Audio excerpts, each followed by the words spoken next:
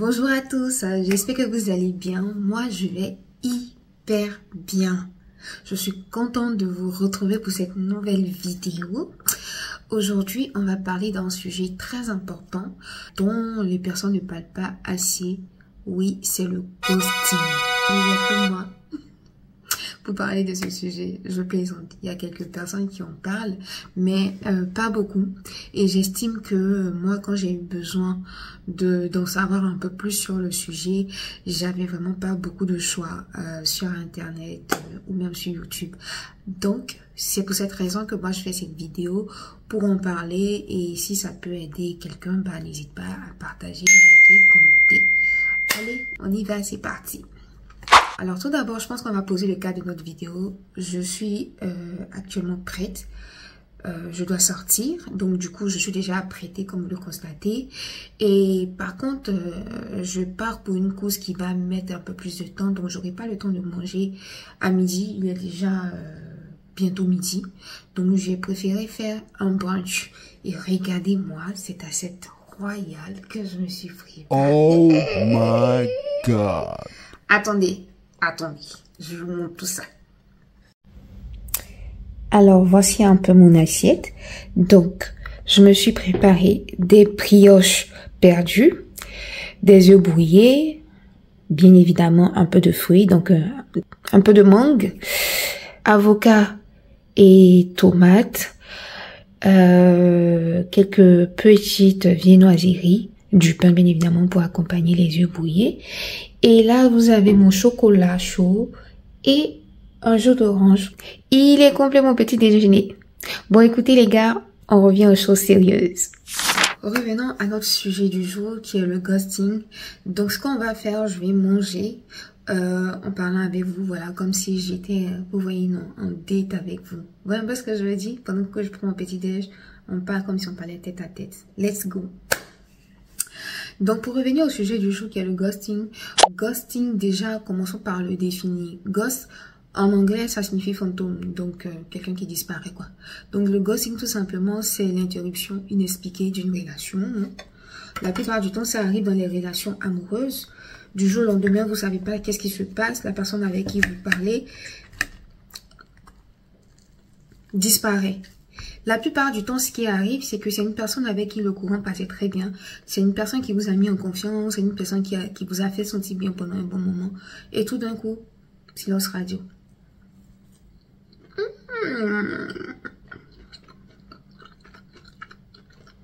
Cette brioche perdue, rien à dire.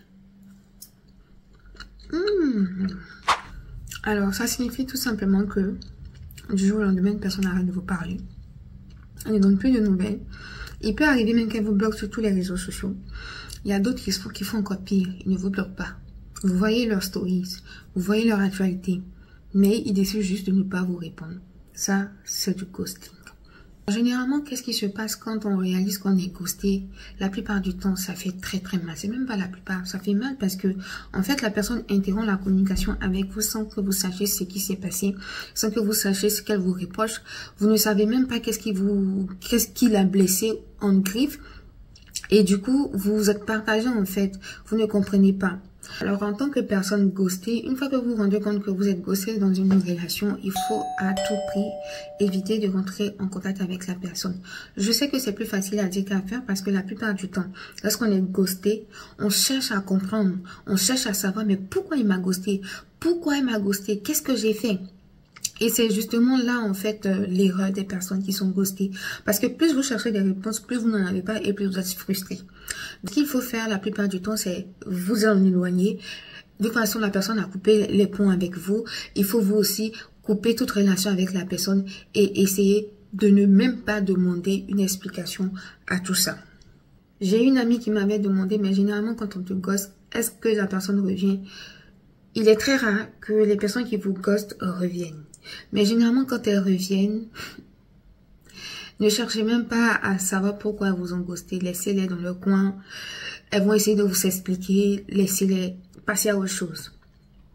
Les gens gossent la plupart du temps parce qu'ils n'arrivent pas à assumer leurs responsabilités, parce qu'ils n'arrivent pas à assumer leurs erreurs, parce qu'ils n'arrivent pas à vous dire exactement ce pourquoi ils vous quittent en fait.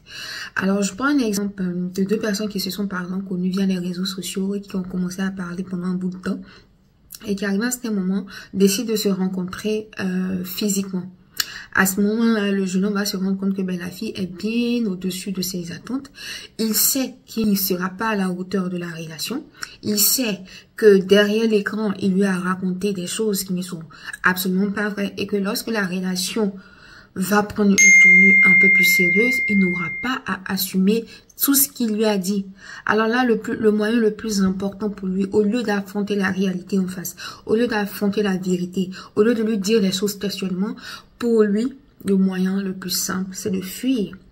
Et donc, fuir, c'est quoi? C'est ne plus répondre aux appels de la jeune fille, ne plus répondre à ses messages, l'éviter continuellement et parfois même aller jusqu'à la bloquer sur tous les réseaux. La plupart du temps, les personnes qui vous ghostent, moi je n'excuse en aucun cas leur comportement parce que moi je trouve que c'est un comportement d'immature. Mais la plupart du temps, elles ont des difficultés à assumer la réalité. Elles ont des difficultés à assumer la vérité. Elles ont des difficultés à assumer en fait cette responsabilité-là qui leur incombe. Donc la plupart du temps, le moyen le plus facile, c'est de fuir et donc de disparaître, de vous ghoster. Une fois que vous vous rendez compte que vous êtes ghosté, je peux comprendre que c'est un sentiment très blessant. La plupart du temps, on ressent rejet, on arrive même à perdre confiance en soi-même, on arrive à se remettre en question, on se demande mais qu'est-ce qui n'a pas marché, on se demande si c'est nous le problème ou c'est les autres, on se demande mais qu'est-ce que j'ai mal fait. La plupart du temps, on se pose mille et une questions. Et c'est tout à fait normal. Il y a deux cas. Il y a ceux qui ghostent, c'est-à-dire qui volontairement arrêtent de répondre à nos messages, aux appels, qui décident de vous ignorer complètement, même quand vous vous retrouvez en public, mais qui ne vous bloquent pas sur les réseaux sociaux. Donc, à ce moment-là, vous savez qu'ils sont vivants. Donc, vous voyez leur actualité et ça fait mal. Et il y a ceux qui décident carrément de disparaître de la surface de la Terre. Donc, c'est ceux qui vont vous bloquer sur tous les réseaux sociaux, qui vont ne plus répondre à vos appels, à vos messages et ne pas chercher à prendre le même chemin que vous ne pas vous rencontrer. Et même quand vous arrivez à vous rencontrer à l'extérieur et que vous essayez de les accoster, ils font comme s'ils ne vous connaissent pas. Ça, c'est vraiment brutal. Psychologiquement, ça peut, pour quelqu'un qui est ghosté, ça peut le blesser à tel point qu'il peut se remettre en question. Il peut se demander, mais pourquoi moi? C'est inexplicable parce qu'il n'y a pas de réponse concrète de pourquoi je t'ai ghosté. Je t'ai ghosté, un point barre. Généralement, dans une rupture, on sait pourquoi on se sépare. Donc, on décide d'un commun accord de se séparer en de bons thèmes ou en de mauvais thèmes. Mais chacun de son côté sait pourquoi il s'est séparé d'un tel ou d'une telle. Mais dans le cas du ghosting, je ne sais rien. Je n'en sais rien du jour au lendemain, pas de nouvelles. Alors là, c'est encore plus brutal, ça fait encore plus mal. On se pose 10 000 questions. Et voilà la partie qui va faire en fait que on va commencer à sombrer. D'autres vont commencer à faire des déprimes parce que j'appelle pas ça une dépression. La dépression, c'est vraiment une maladie, voilà, qui est détectée. Donc, il faut faire attention entre la déprime et la dépression. Donc, on va commencer à se sentir mal, on va commencer à se remettre en question, on va commencer à douter de soi-même, on va commencer à se sentir abandonné, on va commencer à se sentir rejeté. Beaucoup se renferment sur eux, beaucoup arrêtent de sociabiliser parce que constamment, on recherche des explications à ce type de problème là qui est arrivé, voilà, à ce ghosting là qui est arrivé. Ce qu'il faut faire lorsque on est ghosté, c'est tout simplement lâcher l'affaire. Je sais que ce que je viens de dire, c'est trop fort, mais c'est la meilleure des choses à faire. Lorsqu'on se rend compte qu'on est ghosté, il faut lâcher l'affaire. Je sais que ça fait mal. Je sais qu'on se pose 10 000 questions. Je sais qu'on se dit, mais pourquoi moi? Mais pourquoi ceci? Il faut lâcher l'affaire. Il y a un exercice que moi j'ai mis en place quand je suis ghostée. Parce que généralement, quand on est ghosté, on n'a pas de réponse à ces questions. Et on aurait tant voulu dire ce qu'on a sur le cœur à la personne en face. Alors moi, ce que je fais dans ce cas, je prends un cahier et j'écris tout ce que j'aurais voulu dire à la personne là, à ce moment-là, comme si la personne était devant moi. Ça va vous permettre, un temps soit peu, de libérer votre cœur, de libérer votre esprit, de déverser tout ce que vous avez sur le cœur. Ne prenez pas des gants. Dites tout ce que vous passe par la tête. Psychologiquement, ça va vous libérer. Intérieurement, ça va vous libérer également. Vous dites tout ce que vous avez sur le cœur. Le plus important, c'est de libérer ce qui est à l'intérieur de votre cœur. Adressez-lui une lettre. Vous écrivez ce que vous ressentez intérieurement. Vous finissez, vous brûlez. Basta, c'est terminé. Si vous ne faites pas cet exercice-là, vous allez garder tellement de choses en vous et vous allez voir que même les petites choses autour de vous vont vous irriter pour rien. Les gens autour de vous, en griffe, comme on dit chez moi en Côte d'Ivoire, vont prendre des balles perdues pour rien. Donc, une fois que vous savez que vous êtes ghosté, vous n'allez jamais avoir de réponse. La plupart du temps, quand on est ghosté, on n'a pas de réponse à ces questions, à ces inquiétudes. Alors, dans ce cas, vous faites une lettre, vous prenez un bloc-notes, vous écrivez ou bien vous utilisez le petit dictaphone de votre téléphone et à ce moment-là, vous dites tout ce qui vous passe par la tête, tout ce que vous avez sur le cœur. Ça va vous permettre de vous libérer. La personne, par contre, qui ghost, elle aussi décide en fait de rester silencieuse parce qu'elle n'a pas envie, c'est tout simplement d'affronter la personne en face. Comme je le disais, elle trouve que ça sera peut-être trop difficile pour elle d'avouer certaines choses ou trop difficile la confrontation, alors elle décide de se murer dans un silence. Pas possible. C'est vrai que ça peut être confortable pour la personne qui ghost, mais c'est très difficile pour la personne en face. Et là, je pense pour moi sincèrement que c'est juste un acte d'immaturité. Parce que quand on est mature et qu'on est responsable, bah, tout ce qu'on fait, on l'assume, mais pleinement. Attention, par contre, toute forme de silence soudain ne veut pas dire forcément ghosting.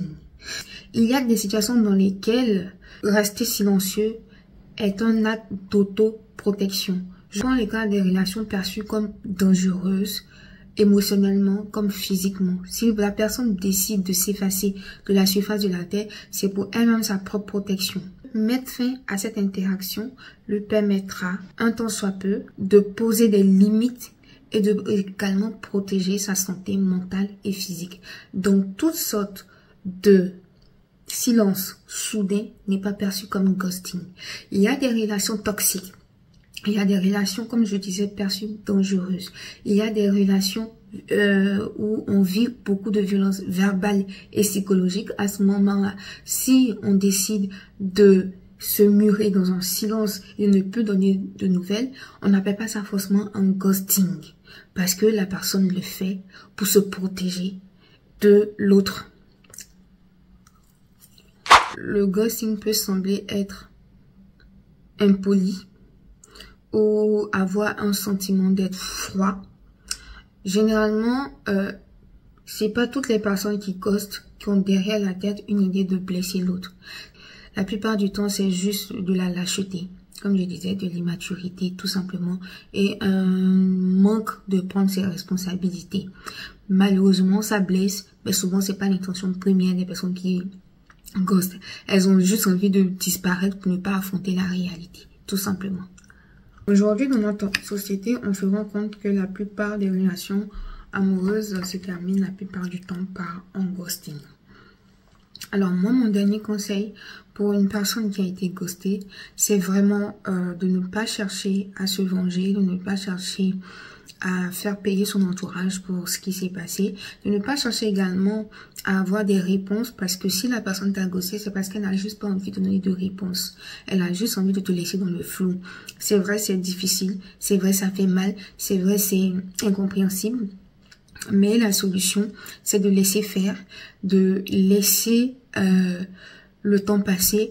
Et comme je disais, l'exercice, c'est de quoi? C'est de prendre un bloc-notes et de créer tout ce qu'on avait envie de dire à la personne en face à ce moment-là précis.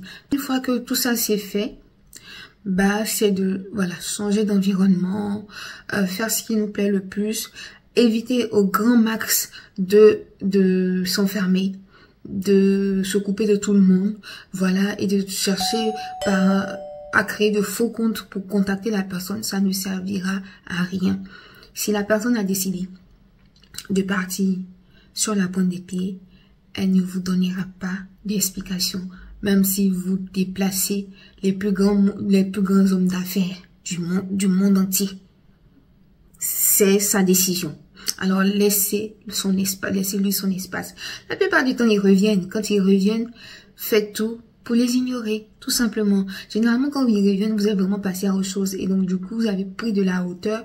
Et donc, ça ne vous dit absolument plus rien. À toutes les personnes qui ghostent, je trouve que c'est vraiment immature et lâche, voilà, de ghoster. Après, je peux comprendre. Il y a aussi cette difficulté-là de pouvoir dire la vérité à une personne qu'on aime, par exemple, mais qu'on ne peut pas affronter. Malheureusement, c'est impossible. Mais si vous êtes dans l'impossibilité de dire, par exemple, les raisons pour lesquelles vous voulez vous séparer de la personne, faites-lui simplement une lettre. Faites-lui simplement une lettre. Ne lui envoyez pas un message. Faites-lui une lettre. Et déposez cette lettre-là chez elle ou envoyez par personne interposée. Pour ne pas avoir à la confronter, mais au moins, donnez-lui les raisons pour lesquelles vous vous séparez d'elle. Parce que ce que vous ne savez pas, ça crée un sentiment de rejet, ça crée un sentiment de manque de confiance. La personne commence à manquer de confiance en elle, elle commence à se remettre en question et ça, c'est pas bon. Ça peut créer plein de blessures à l'avenir. Et bah, si ces blessures sont pas traitées, bah, elle ira blesser quelqu'un d'autre et on va continuer comme ça dans un cercle vicieux, ça va pas s'arrêter. Donc c'est vrai que c'est le ghosting, on n'en parle pas assez. C'est vrai que aujourd'hui les gens ont normalisé le fait de ghoster, mais il faut faire très attention parce que émotionnellement, psychologiquement, c'est difficile pour une personne de se rendre compte que une autre personne dans sa vie a disparu sur la pointe des pieds sans donner d'explication. C'est extrêmement lourd à porter moralement et psychologiquement. Donc il faut faire très attention. Il faut être assez responsable pour assumer ses actes, assez responsable pour dire les choses quand elles se présentent. Et puis voilà, vous trouvez un point d'accord et vous vous séparez en de bons termes. Ça sert à quoi? Ça sert à quoi? On ne sait jamais de quoi est fait demain, la roue tourne. Voilà. C'était mon petit partage du jour. Je sais, j'ai pas été très longue. J'ai voulu vraiment parler de ce sujet-là qui fait énormément de mal aux gens. La plupart du temps, c'est les hommes qui ghostent les femmes. Je dis la plupart du temps. Mais il y a des femmes aussi qui ghostent des hommes. Mais ça fait vraiment mal. Il faut vraiment réfléchir à 3 fois avant de ghoster quelqu'un. Si vous trouvez que quelque chose ne va pas dans cette relation, vous le lui dites textuellement et vous vous séparez de cette personne et vous quittez sa vie. Mais ne pas donner d'explications et disparaître comme ça, franchement, c'est hyper frustrant. Alors, je vous aime. Je vous souhaite une belle journée en fonction de l'heure, ou bien une belle nuit en fonction de l'heure à laquelle vous allez regarder cette vidéo. Et n'oubliez pas de partager, de commenter, de vous abonner également. Et on se retrouve très vite. Je vous laisse également le lien de mon Instagram. Vous pouvez me retrouver sur Instagram. C'est là-bas que je partage la plupart du temps. Voilà, mon quotidien. Voilà, je suis un peu plus active sur Instagram. Voilà, d'ici là, prenez soin de vous. Je vous aime et je vous fais de gros bisous, mes douceurs. Moi, je continue mon petit déj.